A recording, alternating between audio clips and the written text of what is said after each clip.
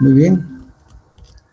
Vamos a continuar donde nos quedamos. Estábamos hablando de la puesta a tierra. Un comprendido, si me escuchan bien, por favor. Sí, general, sí se escucha. Correcto, muy amables. Ya está, vamos a continuar. Bueno, vamos a repasar un poquito el contenido de del sistema.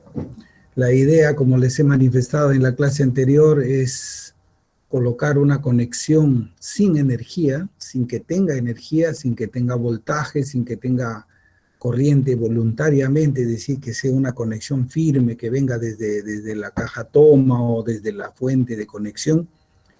La puesta a tierra prácticamente es aparentemente un conductor sin ninguna conexión a la energía. La conexión que se le va a generar para que entre a funcionar realmente como una protección es por medio de una falla, como lo ve aquí. Si hay una falla, obviamente ese cable se va a activar y va a dejar que pase la corriente eléctrica hacia el suelo natural. ¿Dónde es esa falla? La falla siempre es entre los materiales que aíslan las máquinas, los materiales, las carcasas de los motores, las carcasas de los equipos de electrodomésticos, todo lo que tenga que ver con aparatos eléctricos, sea un televisor, sea una lavadora, sea el aparato que sea que tenga electricidad, una computadora, todos ellos son sujetos a una falla. El aislamiento que existe entre los conductores vivos y los elementos de aislación, digamos, de la energía eléctrica, o sea, todas las partes estas que son teclados, por ejemplo, de PVC, de plástico, todo ello que aparentemente hace un elemento aislante con relación a la persona, puede fallar, puede tener algún componente metálico, y eso hace que la corriente eléctrica pueda pasar por la persona. También existe otro elemento indispensable, también hay que tomar en cuenta que la energía eléctrica en corriente alterna tiene un proceso de inducción. No necesariamente es el hecho de que haya una conexión firme, o sea, que se esté conectando, chocando, ¿no? Que ese es uno de los casos. El otro caso es porque hay un proceso de inducción, puede inducir una falla, puede tener la facilidad de pasar la barrera de los aislantes, inducir una falla y generar una descarga eléctrica en las personas. Para ello es que se ha creado este sistema, que es el primer sistema de protección que nosotros debemos respetar. No hay ninguna edificación que no tenga este sistema. Vuelvo a repetirlo de nuevo enfáticamente. Todos los sistemas que se ejecutan, sean de los más grandes hasta una pequeña vivienda, hasta un edificio, un centro comercial, o un hospital, o una universidad, con la magnitud de esas instalaciones, todas ellas tienen que tener en sus instalaciones un sistema de puesta a tierra. Ya no será un sistema tan sencillo como el que vemos, pero podrá ser un poco más complejo, pero al fin y al cabo cumple la misma función, va a cumplir. Eso es el objetivo de este sistema. Muy bien. Y en función de ello habíamos hablado del tipo de suelos, habíamos visto cómo los parámetros que se manejaban era la resistencia específica aparente del suelo, que estaba en ohmiómetro. Son valores tabulados que se dan por el tipo de suelos. Acá presentábamos unos cuadros que eran los cuadros que dan los textos de la especialidad, que dan valores por diferentes tipos de suelos, sin ninguna relación con los índices mecánicos de los suelos. Estos eran valores simplemente para reconocer, o sea, uno tendría que ser un experto al momento de mirar un terreno para decir, una vez que he hecho la excavación del pozo, tendría que decidir qué tipo de suelo es el que tengo. Ese estudio, que es un estudio muy complicado, o sea que visualmente es difícil de tener digamos, esa capacidad de decidir qué tipo de suelo es con precisión o con aproximación. Eso hace que, digamos, nos tengamos que ceñir algunos parámetros que los van relacionando, porque si no, la elección podría ser simplemente un engaño. Uno podría elegir un tipo de suelo y resulta que esa elección es equivocada. De todas maneras, los valores que están aquí son valores reales, son valores que se han estudiado y son valores que se tienen para poder, si uno tiene la aplicación, tiene digamos, el entrenamiento como para detectar el tipo de suelo. Hay muchos especialistas que conocen muy bien de suelos, puede tomar estas tablas y ejecutar y hacer los cálculos correspondientes. Si no, tiene que tomar esta tabla, que es la tabla de resistividades también de los suelos, las resistividades aparentes en ohmiómetro, como lo está viendo aquí, y esos están relacionados ya a los índices de los suelos que se dan en los estudios de suelos que se hacen, ¿no? Entonces, si ya están más cercanos a lo que nosotros manejamos como parámetros, digamos, de trabajo en una edificación, ¿no? Lo primero que se hace es el estudio de suelos para determinar cómo vamos a hacer la cimentación, cómo se va a trabajar una serie de procesos de la edificación. Antes de diseñar ninguna cosa tiene que hacerse ese estudio, y en ese estudio se va a tomar siempre, se va a determinar los valores y los tipos de suelos. Eso es lo que estamos aquí viendo, ¿no? Otro aspecto interesante que vamos a repetir siempre, y es que los valores, estos rangos de valores se dan entre los primeros rangos. Los que son menores son los que tienen más humedad en el suelo, y los que son suelo más seco son los que están a la derecha. O sea, siempre el valor mayor de resistividad es el suelo más seco. El menor valor de resistividad de un rango es el suelo más húmedo. Okay. Aquí vemos que los suelos no son homogéneos. Por ejemplo, como este modelo 1. Es muy difícil encontrar este suelo 1 que sea homogéneo en todas las profundidades de las capas del terreno. Y hay que ver también que cuando ahora se construyen, pues no solamente viviendas pequeñas donde la cimentación es prácticamente superficial, ¿no? En la parte más alta del terreno, se construyen edificios y se corta el terreno, se va hasta otras capas del terreno para hacer la cimentación de los edificios. Por lo tanto, es muy difícil encontrar pues este suelo que tenga esta configuración original, desde el origen. Capaz cuando ya he excavado y voy al fondo digamos, de la excavación, en el tercer sótano, segundo sótano, cuarto, ahora ya hasta noveno sótano, capaz se pueden determinar que la capa se ha vuelto uniforme, ¿no? Pero en la superficie donde se hacen los estudios originales, donde se trabajan las calicatas y todo, no hay esa posibilidad casi. Pueden existir, al menos, por ejemplo, podemos decir que en el Cusco, por ejemplo, alguien que conozca el Cusco tiene en su zona central de la ciudad unas capas de arcillosas, ¿no? Muy difíciles para la cimentación mecánica, pero muy favorables para la puesta a tierra. Como vemos que los valores de la parte arcillosa son siempre muy pequeños, como ve acá, 30, 80, 25, 60, 10, 55. Los valores de la arcilla son los menores valores, por eso ese es digamos, el proceso de trabajar con ese tipo de suelo, ¿no? Los más comunes son aquellos que empiezan, vamos a decir, como la curva 3, empiezan en una profundidad determinada, que está acá, y acá en el lado de las ordenadas, y en el lado de las abscisas empiezan con un valor pequeño. A medida que va profundizándose la excavación, van subiendo de valor en la resistividad del terreno. Difícil es encontrar al revés, que empiece con una capa de alta resistividad aparente y después disminuya a una muy baja. Este número 2 es muy difícil de encontrar. Y el ondulante a veces se presenta en terrenos que son de avenida, en terrenos donde no hay un orden, digamos, de la configuración del suelo, ¿no? Entonces, todos esos procesos vamos a seguir cuando hacemos la puesta a tierra. Entonces, obviamente, como no se trata de capas uniformes, obviamente aquí va a haber siempre que evaluar, ¿no? La evaluación del ejecutor es siempre importante, ¿no? Su apreciación desde el origen.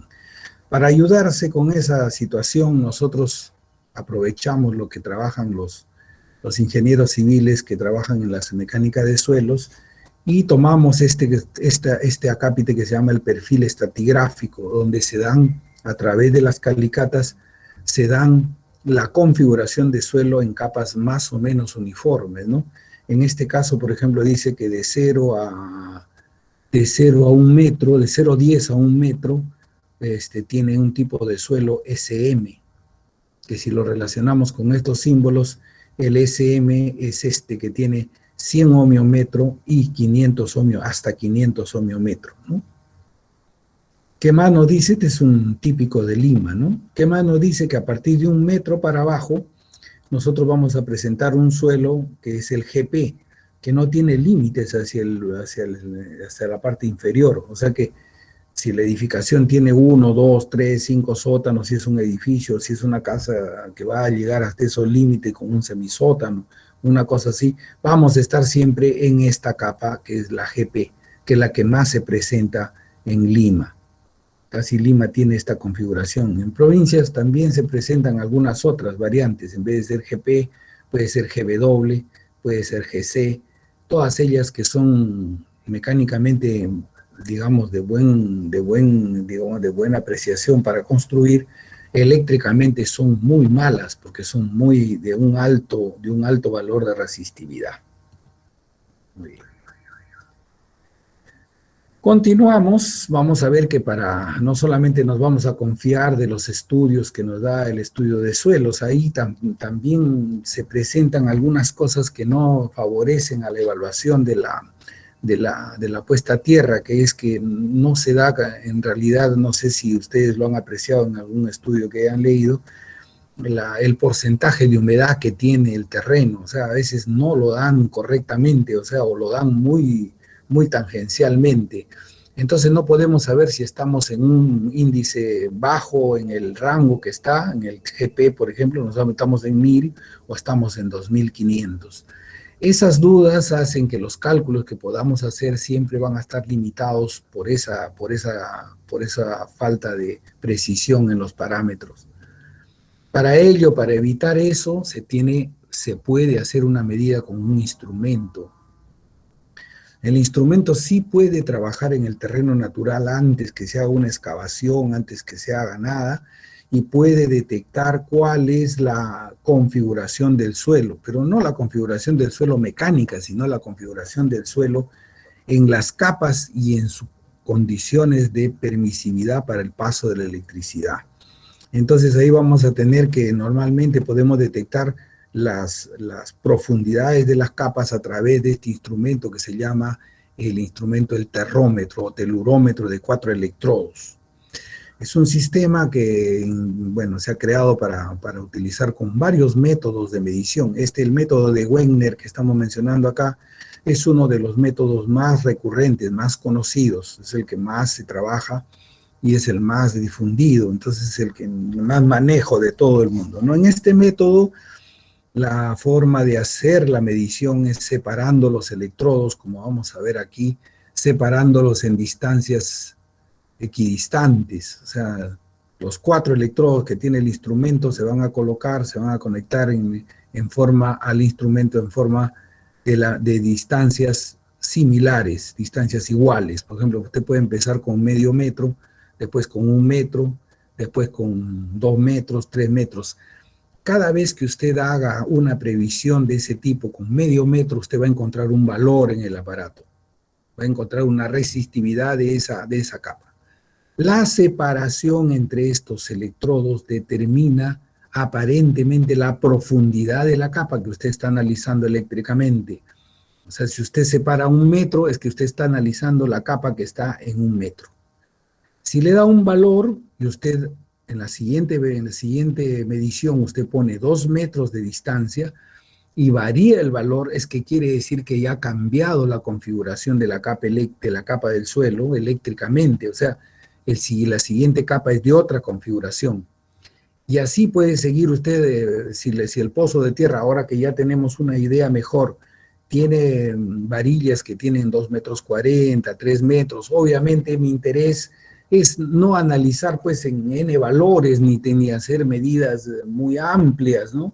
Lo que yo necesito es hacer medidas simplemente en los rangos de profundidad que va a ser la puesta a tierra. Si yo quiero hacer una puesta a tierra de 3 metros o 2 metros 40, obviamente analizaré unas 50 centímetros, otra día 1 metro, otra 1 metro 50, otra 2 metros, otra 2,50, otra medida 3 metros, y encontraré en qué posición va a hacerse la puesta a tierra efectuada. Si en cambio yo quiero hacer un edificio que va a tener usted, vamos a decir, 3 sótanos, cada sótano de 4 metros de profundidad de altura, va a tener 12 metros. Usted, para detectar qué capa tiene usted a esa profundidad, lo que tiene que hacer es separar los electrodos empezando con esa profundidad a 12 metros. Después estará usted al siguiente a 13 metros, a 14 metros y hasta 15 metros. Hasta ahí llegará para hacer la medición. ¿Alguna consulta ahí? ¿Alguna consulta en este proceso? ¿Alguien tiene alguna pregunta?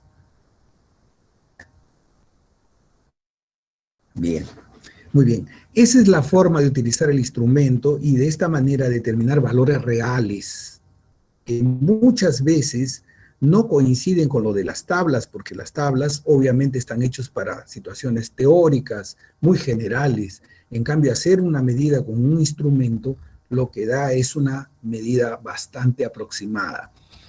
¿Dónde se hace la medida? Se hace en la zona circundante donde se va a hacer la puesta a tierra.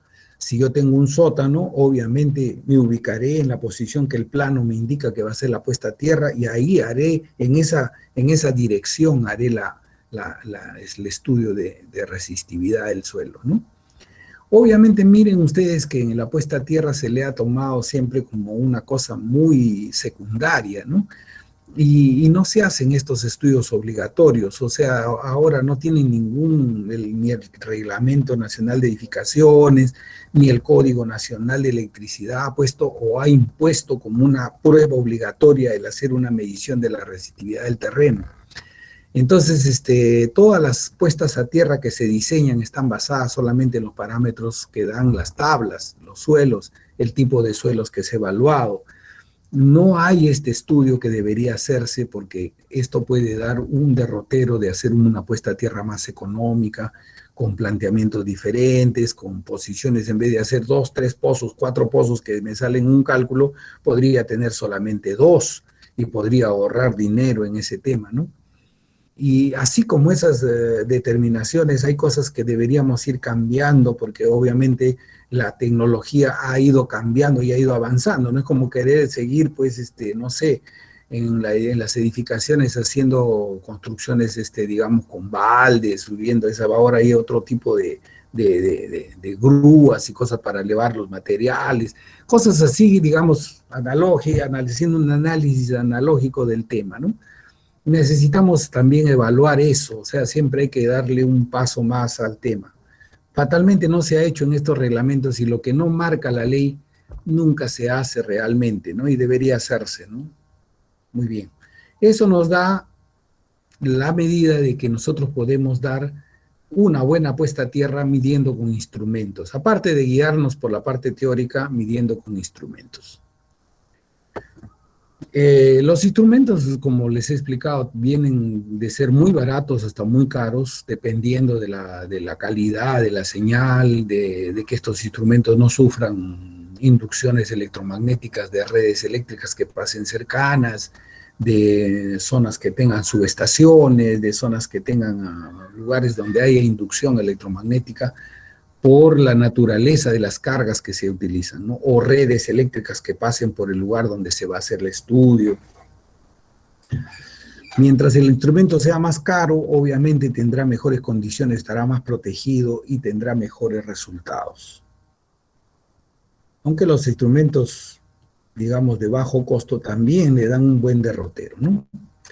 Después habíamos hablado sobre la resistencia puesta a tierra. Una de las tradicionales es hacer estos pozos verticales o puestas a tierra verticales, que tienen una configuración como lo vemos aquí, la resistividad aparente del suelo, de la resultante en realidad de entre la interacción del electrodo, su relleno y el suelo circundante, es esta resistividad aparente, no realmente es, si yo no le pago ninguna mejora a esto, no le coloco ningún material, no le pongo nada, obviamente esta resistividad será la resistividad del suelo existente, pero si yo la modifico, va a haber una interacción entre esa masa que se va a tener aquí y el suelo circundante, y esa interacción fatalmente no se puede medir realmente con fórmulas matemáticas, porque dependen mucho de la configuración de los suelos, dependen mucho de una serie digamos, de aleaciones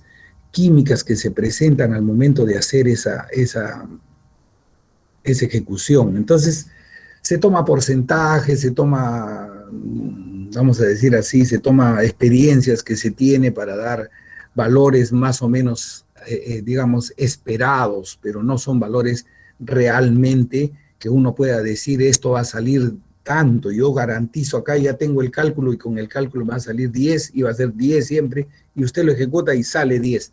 Eso en la puesta a tierra no existe, precisamente por todos el sistema que lo circunda, ¿no? Porque el suelo es muy, digamos, muy diverso para ser utilizado. Todas esas cosas hacen prever, fíjense ustedes, que la puesta a tierra, como les expliqué ayer, puede ser ejecutada de la mejor manera por un contratista, por un ejecutor, de la mejor manera en una edificación, y vuelve a repetir la misma fórmula en otro suelo aparentemente parecido, aparentemente, y los resultados probablemente nunca sean los mismos. Entonces eso también hace que la puesta a tierra tenga todas estas variantes y tenga todas estas, vamos a decir, soluciones inesperadas, porque no son valores precisos los que se van a tomar para hacer esos cálculos. Por supuesto que sin cálculos tampoco no tendríamos ningún valor siquiera aproximado y no podríamos garantizar que se va a ejecutar correctamente. Así que es una interacción entre la experiencia de hacerlo y la parte teórica que se tiene. Muy bien. Explicado esto, y para entender cómo funciona, entonces tenemos que la puesta a tierra vertical, que va a depender mucho en su excavación de la longitud de la varilla. Aquí está. Logaritmo neperiano 4 veces la longitud, o sea, esto es importante, la profundidad de la longitud. La resistividad aparente, ¿de qué? Del suelo donde está el pozo. Y si este suelo tiene 2 capas, ¿cuál es la capa que elijo? Eso lo vamos a ver más adelante en un cálculo que vamos a hacer. No quiere decir que si tiene 2 capas yo elijo la más desfavorable o elijo la primera, la más favorable. No, porque las dos van a interactuar con relación al pozo. Entonces este valor va a depender de esta resistividad, que va a ser una resistividad equivalente de ambos resultados. Tiene que ver también con el diámetro de la varilla, con el diámetro de este conductor que se coloca, porque la varilla es un conductor de cobre. Tiene que ver con todos los parámetros, y el más importante, la resistividad, que está en el numerador y que determina prácticamente, está directamente proporcional al valor de la resistencia que se espera. Así que mientras menos resistividad tenga el suelo, o la combinación del electrodo artificial con el suelo, esa resistividad aparente equivalente que se va a tener, mientras menos sea ese valor, menor será la resistividad, menor será, perdón, la resistencia del pozo o la resistencia de la puesta a tierra vertical. Muy bien. Los valores, la resistividad en esta fórmula está dada en ohmiómetro, la longitud está dada en metros, el diámetro está dado en metros, y la resistencia, que va a ser el resultado, va a estar dado en ohmios. Acá no lo hemos puesto, pero lo ponemos. En ohmios, como es la resistencia de cualquier conductor. Muy bien. Pasamos a la siguiente para entrar ya a los cálculos. Siempre es un pequeño repaso de este tema, porque no es difícil de entender, digamos, en el contexto, sino que muchas veces no se le toma la atención del caso, y cuando se tienen las ejecuciones en obra, obviamente hay que tomar decisiones, y a eso vamos. Cuando la resistencia vertical, como está acá, de una sola varilla, no es suficiente para la medida que yo busco, puedo hacer un cálculo con dos varillas en paralelo, dos varillas que van conectadas aquí. Obviamente va a depender mucho de la profundidad que tenga cada una de ellas, si son pozos gemelos o parecidos, ejecutados de la misma manera, con las mismas materiales, obviamente van a ser los mismos y esto se va a poder representar como uno solo aquí en la fórmula. Y va a depender mucho de la separación entre los pozos que se ejecutan y también de la influencia que se llama el radio semiesférico que forma acá, el radio de influencia que forma el propio pozo circundante a su configuración. Vamos a ver acá si puedo graficarlo de alguna manera.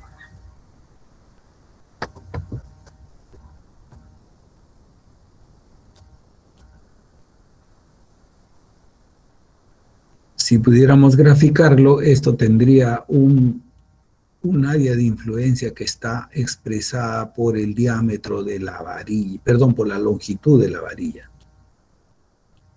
Y que vamos a tratar dándole una distancia apropiada de que esas áreas de influencia de cada uno de los pozos sean prácticamente tangenciales y no estén unas a otras superpuestas, para que los efectos de ambos sean independientes. Esa es la idea de la separación entre los pozos. Por eso se trabaja mucho este radio semiesférico para saber cuál es esa configuración y también este valor que significa el radio semiesférico dividido entre la distancia entre ambos pozos. De eso sale esta fórmula de pozos verticales que tiene que ver con esas dos influencias, la sumatoria de 1 más este factor alfa, que es el radio semiesférico entre la distancia de separación, entre 2. Si no es suficiente, si no son suficientes 2 pozos, podríamos hacer hasta 3, porque el valor no me da. Si yo necesito un valor bastante bajo, obviamente podría hacer 1, 2, y si no me da, podría plantear hasta 3.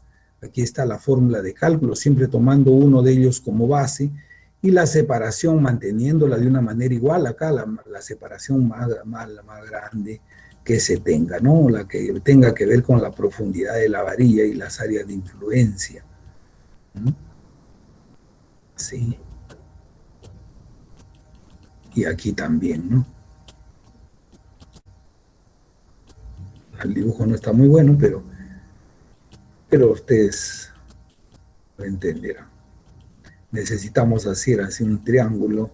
Si es en triángulo la conexión o es en línea, como lo estamos viendo, en línea quiere decir un pozo a continuación del otro, o en triángulo, que también es una de las configuraciones, la resistencia tendrá este valor donde se sigue configurando el radio semiesférico, la distancia, el valor alfa, que es el valor del factor de conexión. Ese valor va a ser siempre el mismo en cualquiera de las relaciones que tengamos para hacer 1, 2, 3 o 4 pozos, como vemos aquí, que es una de las formas, 4 pozos aquí en línea, o 4 pozos formando un cuadrilátero. Este factor, el coeficiente de reducción del valor, como ve usted, no es lineal. O sea, si tengo 4 pozos, no es la división del valor de uno de ellos entre 4. No, tiene que ver con la influencia del terreno, la distancia de separación, tiene que ver con una serie de parámetros adicionales que están hechos en esta formulación. Una cosa más, las jabalinas, lo que se conecta como puesta a tierra tienen varillas de cobre. Acá están las varillas de cobre que son en media pulgada, en 5/8 de pulgada,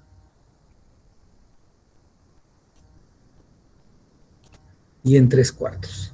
Longitudes desde 2.4 hasta 3 metros. No hay varillas para este sistema de puesta a tierra de 1 pulgada, de 1,5, de 2 pulgadas, de 3 pulgadas, o sea, los diámetros están limitados a esto y las longitudes también. Con estas limitaciones tenemos que plantear la solución con estas fórmulas, con la resistividad aparente y todo que tengamos que calcular. Siempre todos ellos, la resistencia puesta a tierra vertical, todo lo que hable de resistencia está dado en ohmios, ¿no? En ohmios. La resistencia, su valor, su parámetro es el ohmio.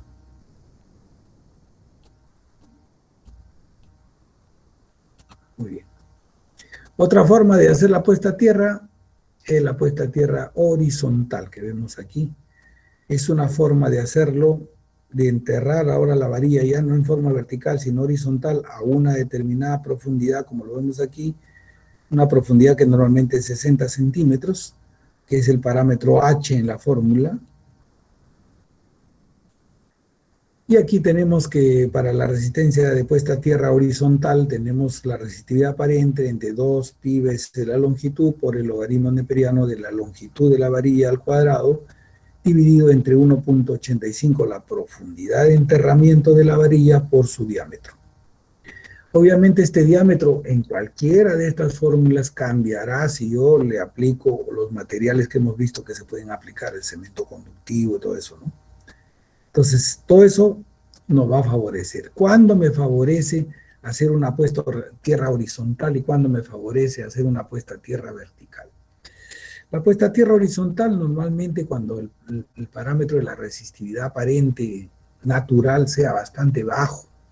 Normalmente las primeras capas del terreno cuando se hace, por ejemplo, una edificación pequeña o se toma una obra que se está haciendo provisional la puesta a tierra, porque ahora todas las obras de construcción tienen que tener un sistema de puesta a tierra para poder proteger a los trabajadores cuando empieza la edificación a crecer. Tiene que haber una línea de tierra para poder protegerlos en cualquier momento donde hacen las conexiones, todo eso. Entonces también se utiliza para las obras en forma provisional. Y para no gastar mucho se hacen estas puestas a tierra horizontal en la primera capa de los terrenos naturales que existen. Va a ver usted que a veces no necesariamente la puesta a tierra va a depender de la profundidad, sino de la resistividad del terreno, que es el valor clave de este tema, ¿no? Si la resistividad en la primera capa es muy bueno, basta hacer un pozo vertical pequeño, un pozo horizontal para tener buenos resultados. Si en cambio la configuración es muy mala, preferible hacerlo vertical siempre en cualquiera de los casos. Otra solución es hacer este tipo de mallas, como una malla electrosoldada, efectivamente, pero una malla electrosoldada de cobre, que se hace con un sistema de soldadura de termofusión, ¿no? Una cosa que se coloca con unos moldes y se coloca el estaño a alta temperatura, pólvora se emite este tema para poder hacer la soldadura entre los brazos, digamos, de la malla, ¿no? Los encuentros de la malla. Ahí va a ponerse acá, como lo ve acá, como está acá donde están las personas, ahí está el cable tendido y obviamente en cada encuentro tendré que soldar para formar una malla, ¿no? Esto también da buenos resultados, pero solamente son aplicables para obras muy grandes, donde hay terrenos aparentemente amplios, para poder hacer puestas a tierra que tengan 6x6, 8x8 metros de malla, ¿no? Que representen realmente una buena longitud, como usted ve acá. Los valores dependen del área, aparte de la resistividad ya no dependen de la varilla ni nada, ni del diámetro del conductor, sino dependen de la longitud de la malla y del área de la malla. Mientras más grande el área, menor será este valor. Mientras más grande la longitud de la malla del reticulado completo, menor será el valor de la resistencia de puesta a tierra. Toda la resistencia de puesta a tierra en ohmios. ¿Alguien tiene una pregunta hasta ahí? Muy bien, continuamos, ya eso lo hemos hecho ayer, aunque no estaba muy claro de repente, vamos a tratar de entrar en calor. La medición de la puesta a tierra ya no se hace con 4 electrodos, se hace con 3, como lo ve acá. Vamos a poner el curso del entero. Como lo ve acá, el electrodo va a medir los electrodos de prueba, que van a ser 2, uno por donde se inyecta una corriente y otro donde se toma el valor de la diferencia de voltaje que aparece al inyectar la corriente en el suelo. Este instrumento que se llama también el terrómetro, telurómetro, pero de 3 puntas, es digamos, muy utilizado y tiene pues una serie de aparatos que son bastante cómodos. Ya no se puede decir que no hago mi puesta a tierra porque no tengo el instrumento cuesta de 300 soles hasta $1.500, ¿no? O sea, todo depende. Con un instrumento de 300 soles también se puede hacer una buena medida, ¿no? Si se hace bien las cosas se va a medir correctamente. Obviamente las calidades son producto de una mejor tecnología, pero para estas ejecuciones no hay necesidad de gran tecnología para hacerlo. Se trabaja si el electrodo a medir está en una posición, se toma 5 veces la profundidad de la varilla. Si esta varilla tiene 2,40 m o 2,50 m, el electrodo más lejano, el electrodo de corriente, se colocará a 5 veces esa longitud. Si tiene 2,50 por 5, 12,50. Quiere decir que yo debo poner este electrodo mínimo a 12,50 del objeto a medir. Y el intermedio se coloca al 62% de esa longitud que he adoptado en el primer paso, al 62% o al 61,5%, dicen otros, ¿no? Y con esa medida empiezo a hacer mis pruebas, pero para verificar que el sistema funciona, lo que hay que hacer es este electrodo intermedio, moverlo desde 40%, 50, 62, 70, ver la variación de que se tiene, y se va a encontrar que hay una meseta donde el valor permanece constante, y ese es el valor que se tiene para la medición. Es una medición muy sencilla, fácil de hacer, fácil de comprender. No necesitarán esto. Lo único que hay que respetar son estas distancias que se requieren para evitar la inducción, para evitar una serie de problemas en la medición. Bien. El terrómetro es un terrómetro, como les he explicado, bastante sencillo, muy común. Se puede encontrar en todas las casas eléctricas más o menos importantes. Acá explico lo mismo que les he dicho: cuánto es la distancia entre uno y otro, qué tenemos que hacer, cómo se hacen las primeras medidas para poder hacer la repetición, ¿no?, de esta medida. Entonces, hay que seguir estos pasos para hacer esa medición en forma adecuada. Muy bien, y ahora sí vamos a entrar de lleno al sistema de relleno que estábamos haciendo ayer. Hablamos de los materiales higroscópicos, hablamos de los materiales que van a mantener la humedad del relleno de la puesta a tierra. Ese relleno que vamos a tener va a ser trabajado con materiales que tengan baja resistividad por naturaleza, y además de ello que tengan una configuración de aglutinamiento de la humedad. Para eso utilizamos la bentonita, para eso utilizamos el carbonato de calcio, que es el yeso, los cuales mezclamos con el terreno para hacer el relleno del pozo, ¿no? Vamos a preparar un relleno que va a ser como batir el cemento con la arena. Igual batimos la tierra arcillosa con cualquiera de estos elementos para que nos den una masa uniforme, ¿no? Y entre los otros elementos que utilizamos para hacer que esa masa siga disminuyendo y sea favorable, no solamente para que permita tener una conservación de la humedad dentro del terreno, sino para disminuir su resistencia, su resistividad, su oposición al paso de la corriente eléctrica, utilizamos pues diferentes compuestos, ¿no? Sulfatos, cloruros, nitratos, ¿no? Todos ellos que son más o menos materiales conocidos: el sulfato de magnesio, el sulfato de cobre, el cloruro de sodio, el cloruro de potasio, como lo he explicado ayer, son los más usados, son esos que están en rojo. Los demás también se pueden usar. Como se trata de una experiencia prácticamente artesanal, porque es cuánto le tengo que echar, qué contenido debo tener, pues entonces tengo que tomar en cuenta que de las proporciones que yo utilice va a ser los resultados, ¿no? Si utilizo muy pocos materiales, tendré pobres resultados. Si utilizo mucho material, muchas veces ya saturado el terreno, no da tampoco los resultados esperados. Hay un punto de equilibrio en ese tema y eso es lo que vamos a ir a tratar de explicar para que se pueda lograr, ¿no? Además de todo ello, estos últimos compuestos, las llamadas sales que van a trabajarse con el relleno, esas sales tienen que estar disueltas en agua, o sea, tienen que ser una solución. Pero no tiene que ser una solución donde, digamos, el material sea prácticamente disuelto totalmente en el agua. No, no, no. Tiene que ser simplemente una solución que dé un límite de humedad. No se puede hacer una solución, echar tanta agua, porque todo lo que le echemos de agua al relleno, lo que le va a ocasionar es que se va a filtrar en el terreno natural y va a ir perdiendo su configuración. Así que hay que tener mucho cuidado con eso, hay que tomar en cuenta que no estamos haciendo un sistema que tenga, digamos, una masa que sea, pues, una cosa acabada, ¿no?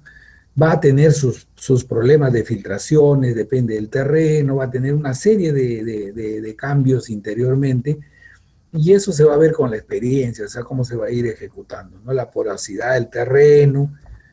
Por eso a veces no se recomienda que estos pozos de tierra estén puestos en un jardín, ¿no? Donde todos los días usted riega las plantitas y al regar las plantitas va metiendo agua al pozo y obviamente lo va lavando, va haciendo que estos compuestos que se utilizan para mejorar, disminuir la resistencia del pozo, la resistividad del terreno, por ende, se vayan filtrando en el terreno natural y desaparezcan y el pozo pierda sus características y suba de valor. Preferible ponerlos en patios, ponerlos en zonas donde no se tenga que regar todos los días y hacer, digamos, el cambio de la configuración del pozo. También hablamos de que se puede rellenar la varilla con el cemento conductivo y eso hace que en la fórmula de cálculo el diámetro que está en uno de los valores del logaritmo aumente de valor y eso genera también una disminución notable de la resistencia de puesta a tierra. Este cemento conductivo, que es un material compuesto por cemento normal, el cemento que utilizamos para la construcción, ver más un carbón vegetal que lo que hace es que está, vamos a decir, molido a una malla muy fina, ¿no? Para tener una buena mezcla con el cemento y dar un material uniforme. Dependiendo mucho de la calidad de esa mezcla, de la forma como se hace y las proporciones, hay cementos y cementos conductivos de calidad y en costo también, ¿no? Pueden llegar a costar desde 50 soles una bolsa hasta 110 soles, 120 soles una bolsa. O sea, las calidades son calidades y los precios van de acuerdo a ello. También mencionamos que había unas sales que se llaman las sales electrolíticas y esas sales que se venden también en cajitas, en bolsas prefabricadas, también se trabaja con ellas, ¿no? Hay mucha gente que trabaja con ellas, tienen también muy buenas características, trabajan también bien, tienen sus resultados, pero la objeción que nosotros le ponemos es que dan resultados por un tiempo.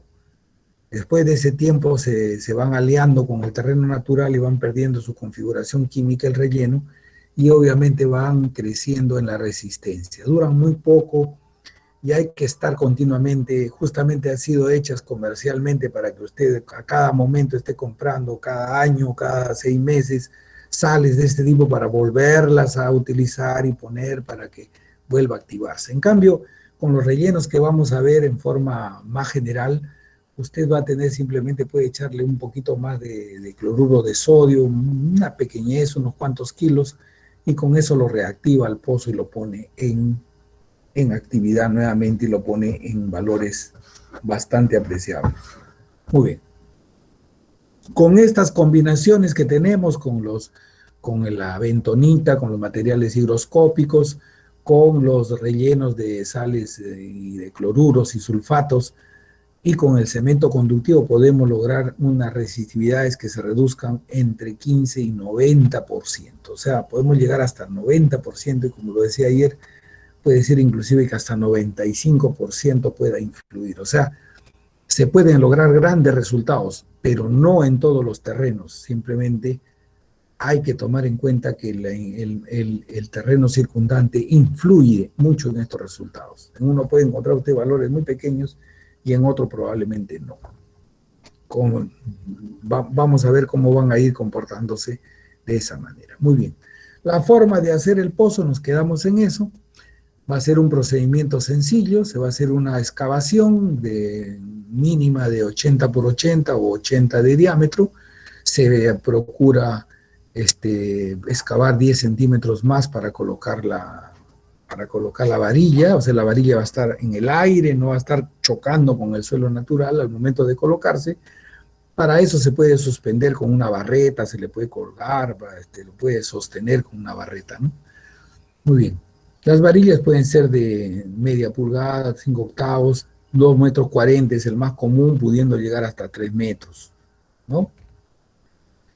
La conexión con mordazas, vamos a ver eso y vamos a entrar ya ahora sí de lleno a cómo se hace. Muy bien, ahí está la excavación.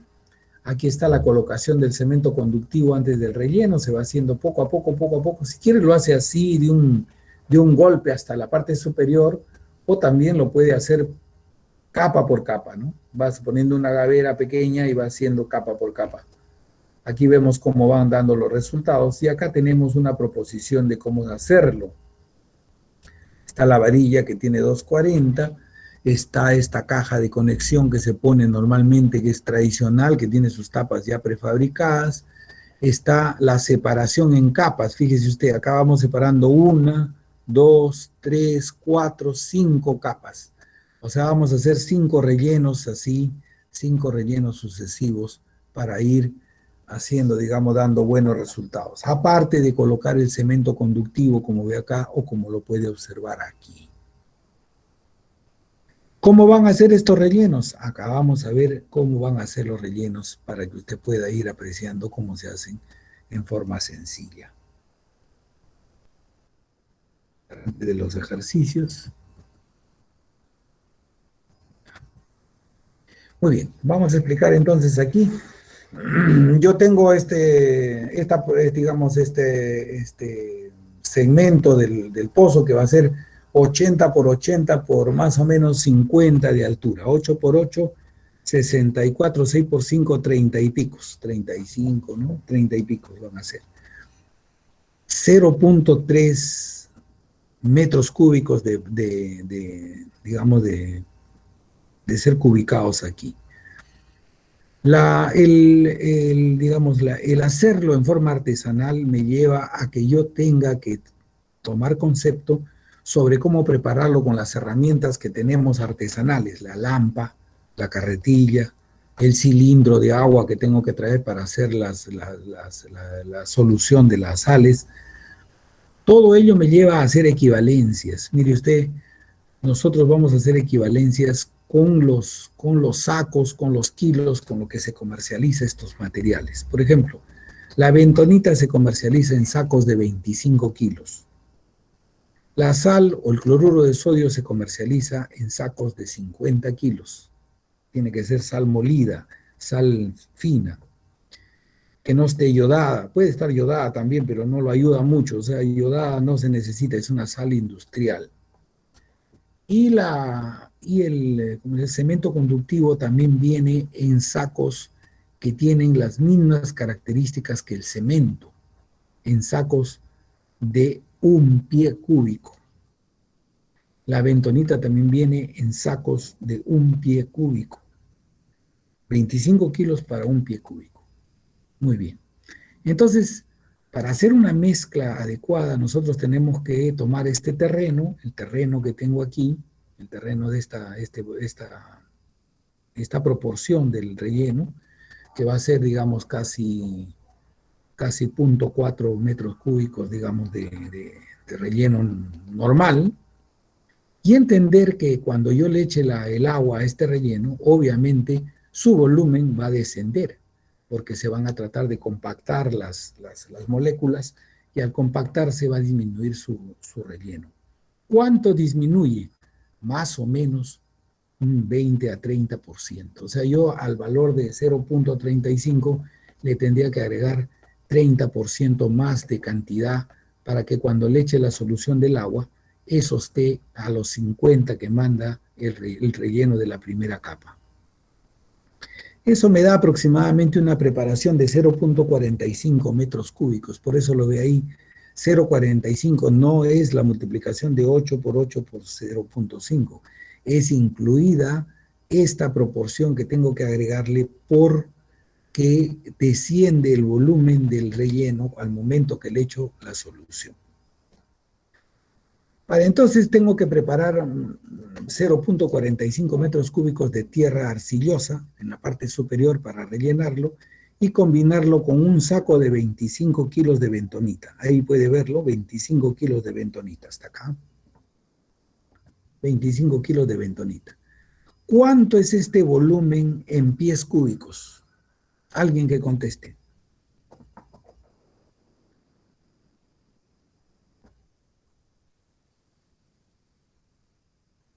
A ver, ¿cuánto es, jóvenes? 0,45 por...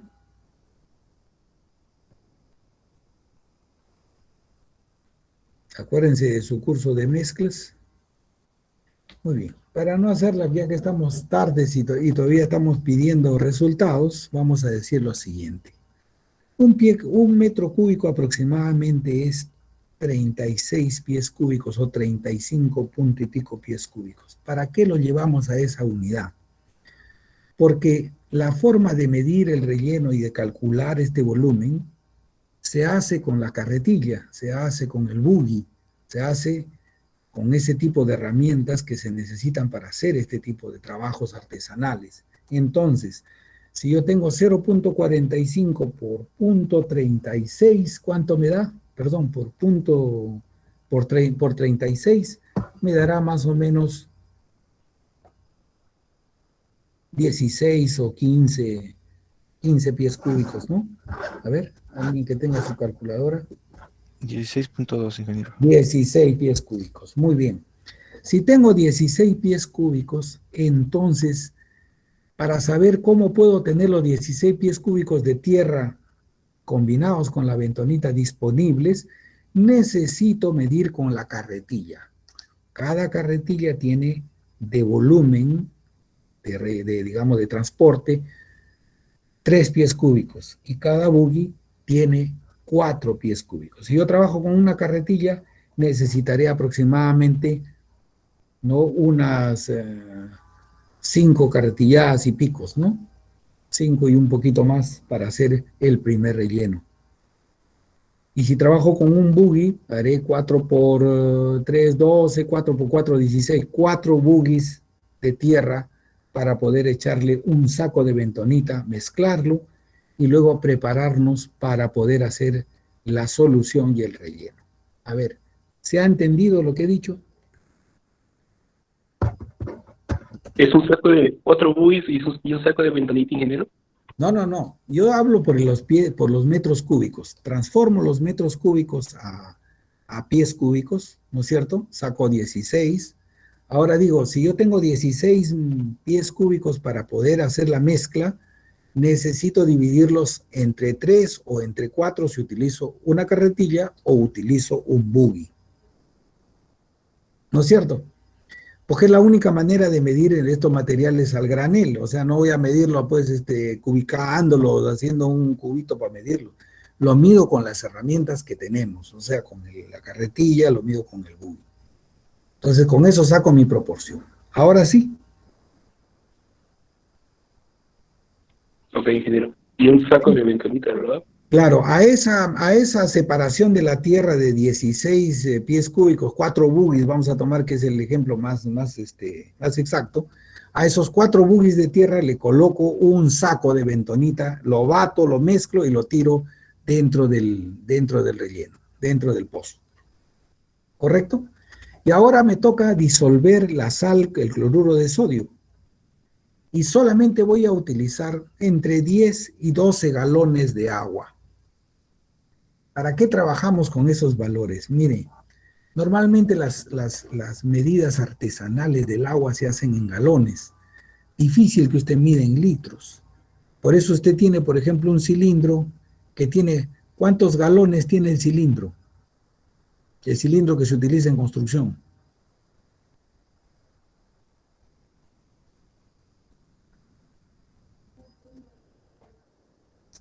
Bueno, eso me da que no han construido entonces, pero ni ni el cerco de la casa. Bueno, un cilindro tiene 55 galones. Así que si yo aproximo y tengo 5 capas, yo para hacer un pozo de tierra necesitaré un cilindro lleno de agua. Y cada vez que tome un quinto de ese cilindro bien medido, lo tengo que medir con esas galoneras de 5 galones, valga la redundancia, que se venden en el mercado, que han sido utilizadas para el aceite, para diferentes de los carros, ¿no? Eso se utiliza mucho, se lava, se limpia adecuadamente y se trabaja con esas galoneras que tienen sus asas. Entonces trabajo con una galonera, 2 galoneras de esas de 5, disuelvo en una galonera de 5, disuelvo medio saco de sal, en la otra el otro medio saco y lo voy echando al relleno. ¿Ya está comprendido?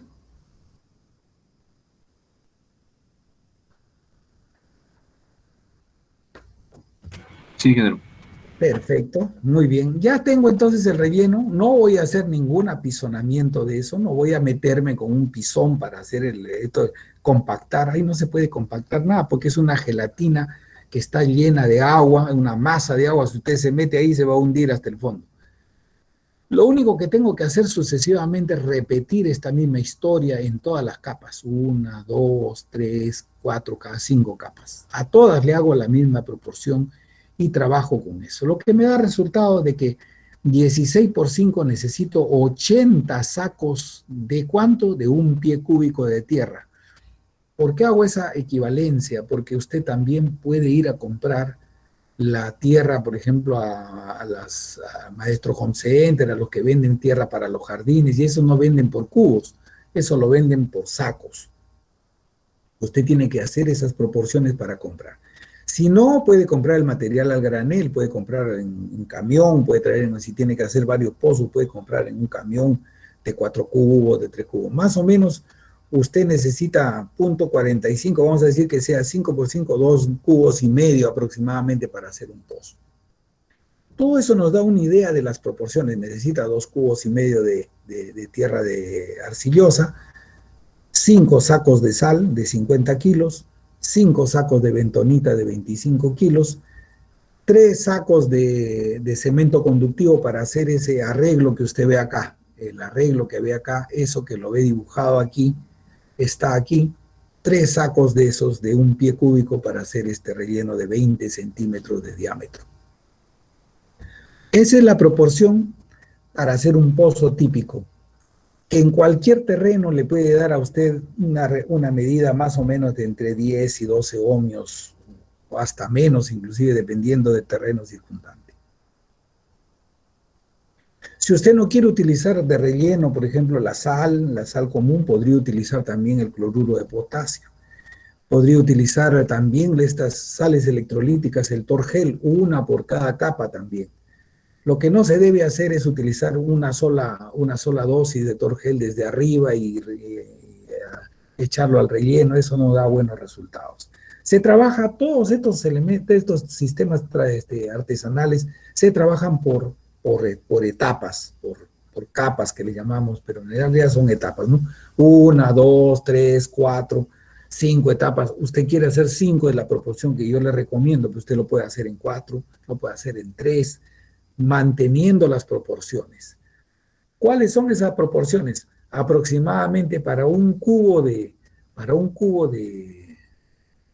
relleno, usted va a necesitar 1 metro cúbico, valga la redundancia, de tierra de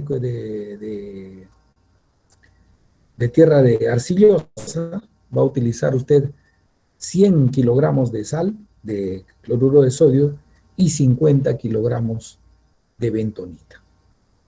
Esa es la proporción. Para un cubo, usted va a tener 100 kilos de sal, 50 kilos de bentonita y aproximadamente 1 punto y picos, 1.2, 1 punto y pico de sacos de cemento conductivo. Con esas proporciones usted puede sacar un presupuesto tranquilamente, puede cubicar, puede sacar los valores y con eso puede dar los resultados que está esperando. ¿Alguien tiene una pregunta sobre eso? No, ingeniero. O sea, son esos tres, ¿no? Porque creo que al inicio había mencionado también un metro cúbico de tierra arcillosa, creo. No, no 1 metro cúbico, estaba hablando de las proporciones con las cuales teníamos que trabajar. O sea, lo que decíamos es, ¿a cuánto equivale 1 metro cúbico de tierra arcillosa? ¿A cuántos pies cúbicos equivale? Y lo llevábamos a los pies cúbicos para trabajar con las herramientas naturales que tenemos, digamos, en las construcciones de este tipo. O sea, la carretilla, el buggy, la lampa, ¿no? Entonces, hay inclusive ejecutores de mezcla que saben que, vamos a decir, con tantas lampadas se tiene 1 pie cúbico. También hay gente que maneja esas proporciones, ¿no? Un ratito vamos a hacer un pequeño alto para tomar la lista, disculpen ustedes, porque si no se me va a pasar y ya no estamos perdiendo. Aguilar Grandes. Presente, ingeniero. Aguilar Medina. Presente, ingeniero. Anco Muñoz. Arratia Yachachín. Arzapalo, Camavilca. Cabana. Camargo, Díaz Zapaza. Díaz presente, ingeniero. Ya, Hidrogo. Presente, ingeniero. Liberato. Presente, ingeniero. Lizárraga. Presente, ingeniero. Gracias. Machaca Báez. Presente, ingeniero. Buenas noches. Gracias. Machacuay. Presente, ingeniero. Manero. Presente. Gracias. Morón Pinedo. Presente, ingeniero. Pacheco Vargas. Palma Picoy. Presente, ingeniero. Puma Cama. Presente, ingeniero. Gracias. Quispe González. Quispe Pocohuanca. Presente, ingeniero. Gracias. Roda Simbrón. Presente, ingeniero. Gracias. Presente. Salas Arciniega. Santos Cornejo. Presente, ingeniero. Gracias. Torres Adán. Y Zacarías.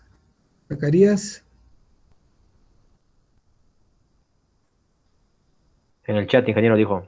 Presente. Ah, ya, perfecto. Gracias. Listo. Muy bien.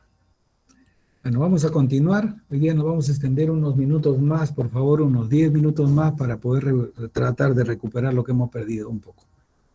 Vamos a ver. Ya hecha esta presentación, como estamos viendo, de que los pozos de tierra en realidad son un trabajo artesanal, si esto lo pusiéramos horizontal, también podríamos conseguir la proporción, como les he explicado, en metros cúbicos. Lo que tiene este relleno, usted lo cubica y saca las proporciones, ese mismo relleno va a utilizar usted para hacer este pozo de tierra horizontal.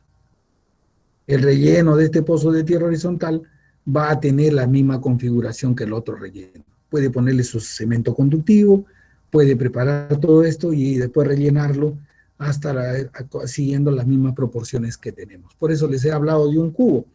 En un cubo de relleno debe tener 100 kilos de sal común, de cloruro de sodio, y puede tener 50 kilos de bentonita.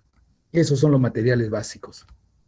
Si los resultados no son muy satisfactorios, entonces usted puede agregarle sulfato de cobre, como lo hemos mencionado ahí, en pequeñas proporciones, no más de 3, 4 kilos disueltos en agua, o puede utilizar cloruro de potasio también como elemento de activador de la disminución de la resistencia, ese elemento puede utilizar también 3, 4 kilos por cada capa o 3, 4 kilos en el relleno final. Todo eso se puede trabajar, es un proceso artesanal. No hay pozo de tierra que se haga prefabricado, que se traiga hecho, nada de eso funciona. Todo este sistema sigue siendo artesanal. Y como es artesanal, depende mucho del que lo ejecute, depende mucho del que siga las proporciones. Por eso nos hemos extendido un montón en explicarle cómo funcionan las proporciones, para que usted pueda hacer el pozo de una manera equilibrada. ¿Se da cuenta? Con eso va a obtener excelentes resultados, en los peores terrenos inclusive. Muy bien, ya hemos visto esto de ponerlos en paralelo y ahora vamos a ver cómo se aplican realmente los... Vamos a hacer el primer ejercicio. Vamos a calcular con una resistencia de puesta a tierra vertical para un terreno que tiene solamente GC, que tiene 200 ohmios metro en el terreno húmedo. Lo aplicamos la fórmula, ponemos la resistividad del terreno, la longitud de la varilla, que es 240, el diámetro, que es 3/4. Ponemos acá todos los valores en el horizontal, porque este es el horizontal, ¿no? Ponemos los valores, 4 veces la longitud, perdón, primero el vertical, ¿no? Primero el vertical. Vertical. La longitud, 4 veces la longitud, 1.36 veces el diámetro, sin ningún tipo de aplicación, el terreno natural solamente de relleno, sacamos que da 74.48 ohmios, mayor a 25 ohmios, que es el valor que nos da el reglamento, no cumple. Si aplicamos una mejora como la que estamos explicando, con una proporción de hasta 70% de reducción, ahora multiplicamos a la resistividad aparente por 0.3, este valor es un valor estimado, no es un valor calculado, no hay nada que lo haga calcular, y obtenemos, como ves en la fórmula, un valor que es 23.54, que está muy cercano ya, menor a 25 ohmios.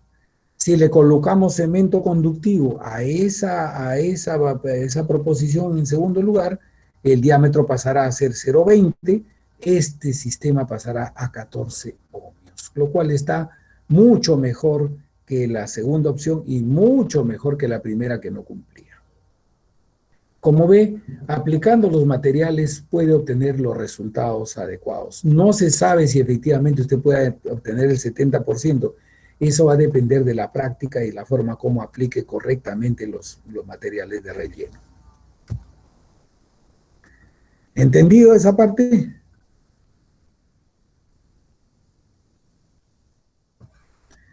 Ingeniero, al inicio es 0.019 la varilla, ¿no? ¿A cuál se refiere? El 0.019 es el diámetro en metros de la varilla de 3/4. Y luego con el cemento conductivo pasa A hacer 0.2, a hacer 20 centímetros, como lo ha visto acá. Acá. Sí, ingeniero, gracias. ¿Correcto? Todos esos Ingeniero, procesos... Dígame. Ingeniero, disculpe, para hallar la resistividad aparente, ¿de dónde lo puedo conseguir ese dato? Porque no le entendí muy bien esa parte. El dato está, o usted aplica, trae el instrumento y hace una medición con el instrumento, o sea, toma los valores y tiene la resistividad del terreno, o usted toma la tabla que tenemos aquí de los valores de resistividad.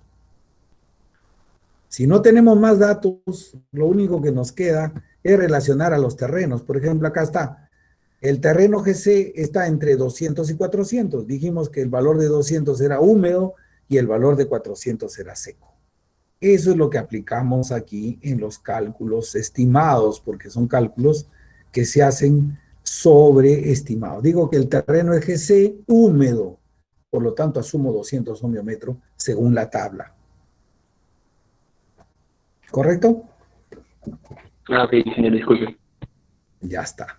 Muy bien. Pasamos a la segunda proposición. Vamos a calcular para un pozo de tierra horizontal ahora, en ese mismo terreno. EC, 200 ohmios metro, ahora va horizontal con otra fórmula de cálculo. Seguimos con las mismas proporciones sin ningún relleno, saca 74, fíjese, el otro sacaba 78, están por ahí. no hay grandes diferencias. Si le aplicamos una reducción del 70%, estaremos en 22, un poquito menos que el anterior. Y si le aplicamos el cemento conductivo, estaremos en 12 punto y picos menos que los 14 que hemos sacado con el pozo de tierra vertical. Entonces, depende mucho del tipo de terreno. Si este no fuera, por ejemplo, GC, si no fuera un SM como está en el perfil estratigráfico que hemos puesto de ejemplo, si fuera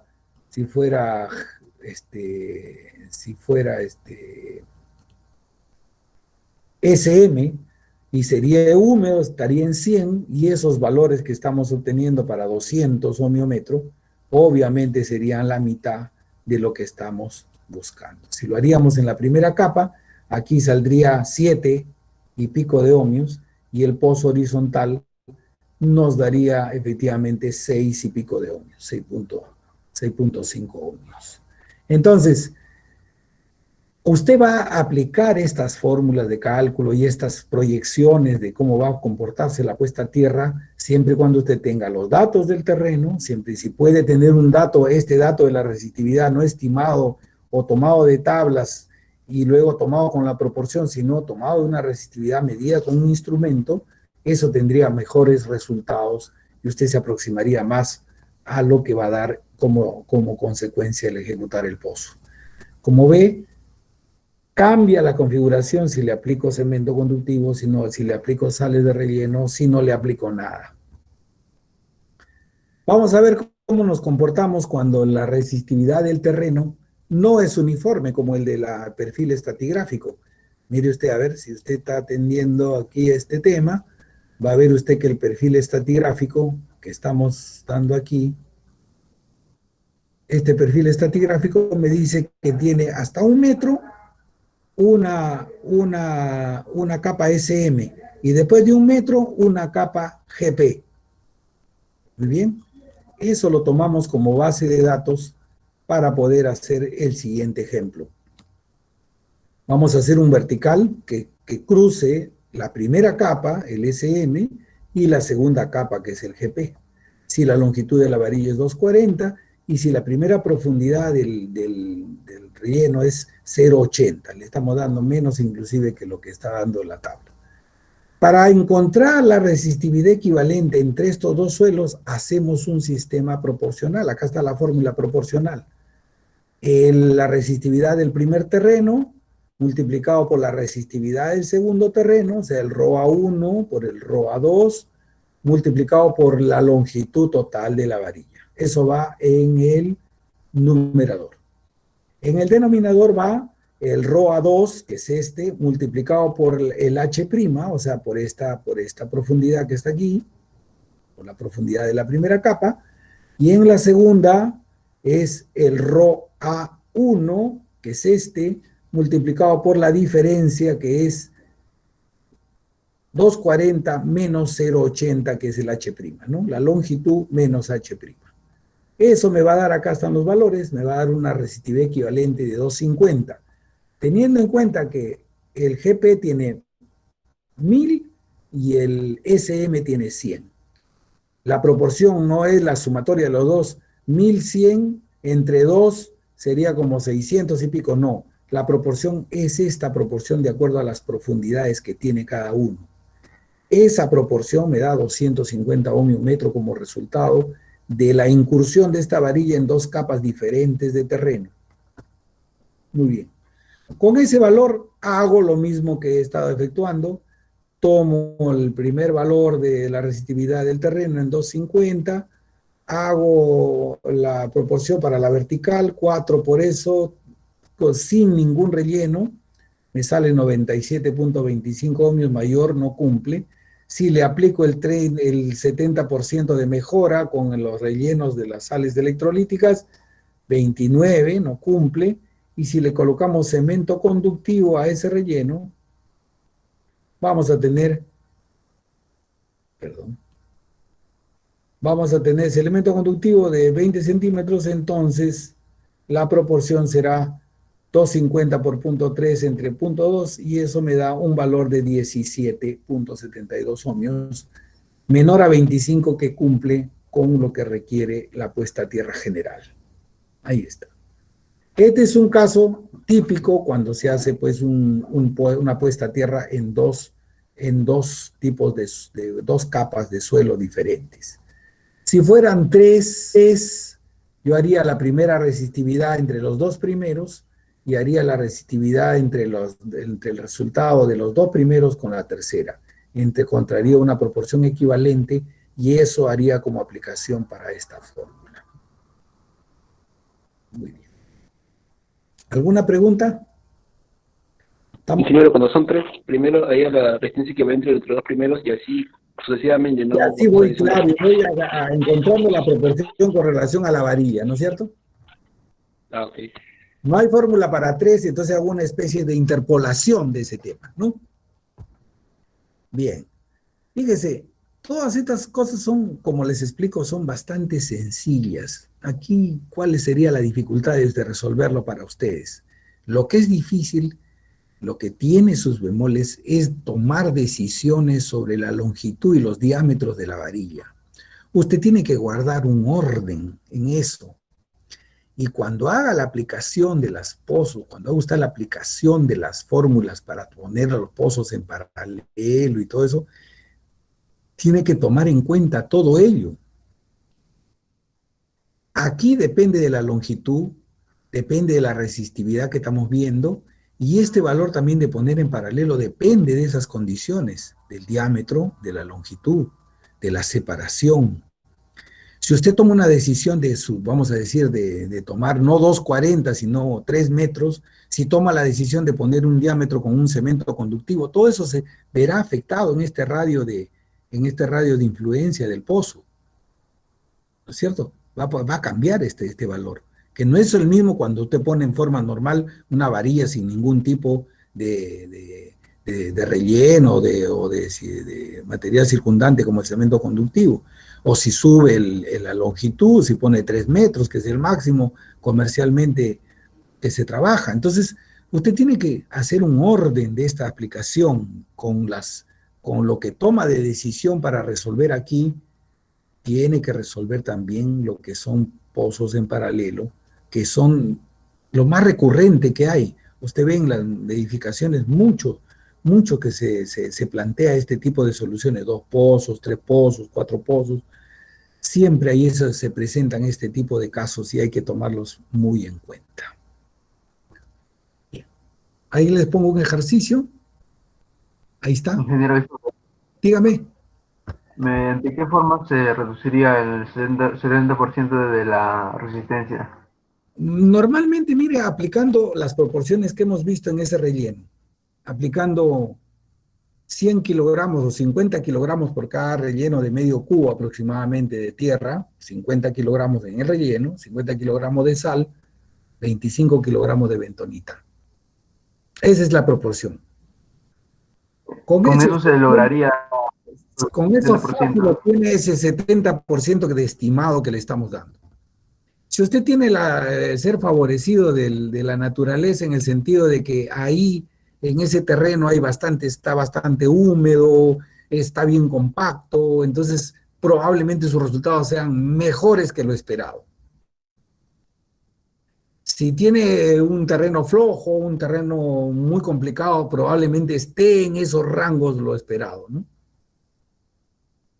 Así que no es que no se puede evaluar, pero no hay una exactitud para darle un valor, ¿no? Va a depender de cómo lo ejecute.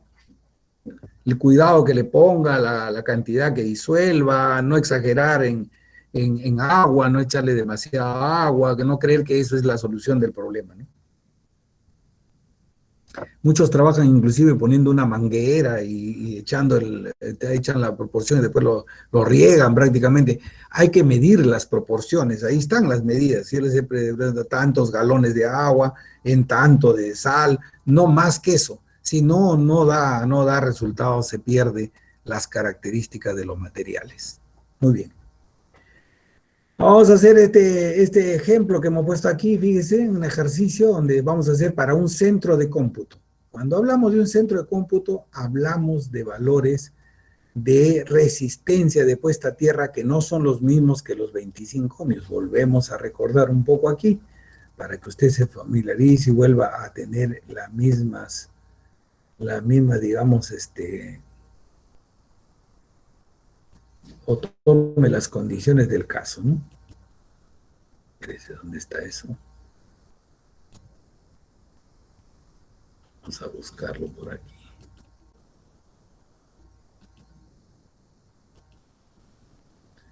¿Dónde están los valores esperados?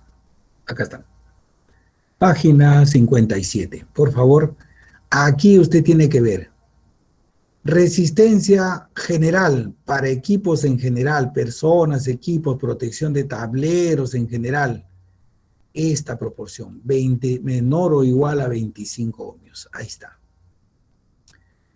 Para equipos electrónicos, menores a 5 ohmios. Para pararrayos, cuando son de protecciones de descargas atmosféricas, 5 ohmios. Para equipos de telefonía, 3 ohmios. Ahí está. Estos son los valores que usted tiene que tomar como proporción para hacer los cálculos. O sea, lo que le van a pedir es que usted cumpla con determinada condición. Si es un sistema electrónico, si es un sistema general, si es un sistema para pararrayos, si es un sistema para telefonía. Son los más comunes. Hay muchos más, pero son los que, digamos, más se diferencian, ¿no? Vamos a ver al ejercicio para que usted lo pueda apreciar. Aquí está. Tomamos para un centro de cómputo. Ya estoy esperando que mi resistencia aquí, para el centro de cómputo, que es electrónico, va a ser menor o igual a 5 ohmios, ¿no es cierto? La protección para computadoras de cortes de terreno natural. Primera capa ML, segunda capa GW. Ahí están las profundidades, hasta 1.2 metros ML, hasta de 1.2 para abajo GW. Quiero hacer una puesta a tierra vertical. ¿A dónde? En el sótano que está a menos 2.5. Si yo lo hago en el sótano, obviamente la capa de terreno donde estoy haciendo mi puesta a tierra va a ser después de menos 1.20. Estoy en la segunda capa, la primera capa prácticamente no va a trabajar en este sentido, porque no estoy poniendo la puesta a tierra desde la superficie, desde arriba del terreno, sino lo estoy poniendo en un sótano a menos 2.5 metros. Si a menos 1.2 ya es GW, aquí será GW. Me voy a la tabla, busco cuál es la resistividad del GW, busco acá, ahí está, el GW, 600 y 1000. 600 si está muy húmedo, y nos vamos a ese punto aquí. Ahí está. 600, si dice que va a tener una reducción de 90%, 0,1, la longitud de la varilla 2,4, la profundidad, bueno, la fórmula del radio semiesférico, 1.36 si le pongo el cemento conductivo. Con esto habré obtenido la resistencia de puesta a tierra vertical. Si alguien tiene su calculadora, por favor, ¿puede calcular ese valor? ¿Cuánto sale?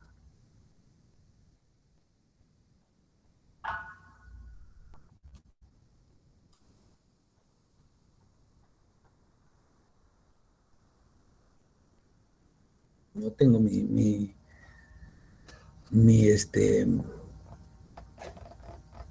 calculadora científica. ¿Alguien hizo el cálculo? 14.18.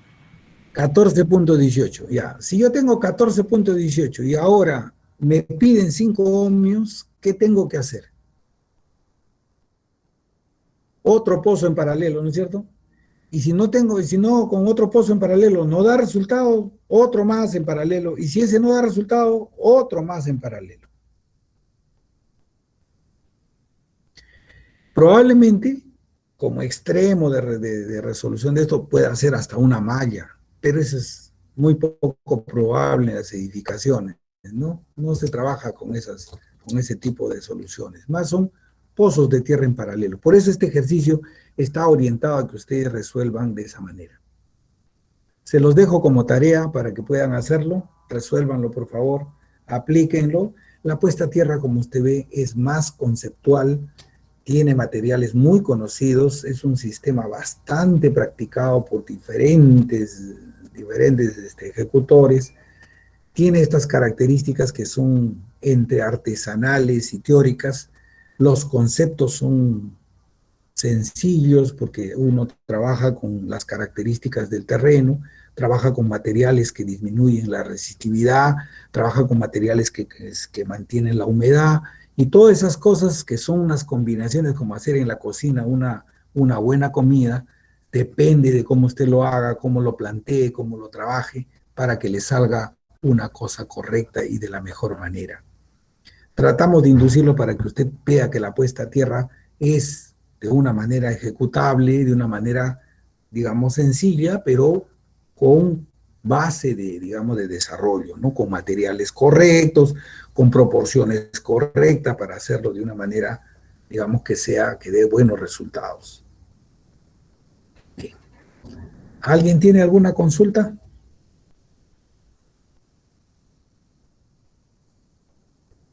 Bueno, nuevamente pidiéndole disculpas por la demora, ha sido involuntaria completamente. No, no pensé que hoy día me iba a jugar una mala partida el internet, así que, bueno, ya está. Muy bien. Gracias por atendernos, gracias por esperar también. Los espero el día viernes, esta vez espero que sea de la mejor manera y no tengamos mayores inconvenientes.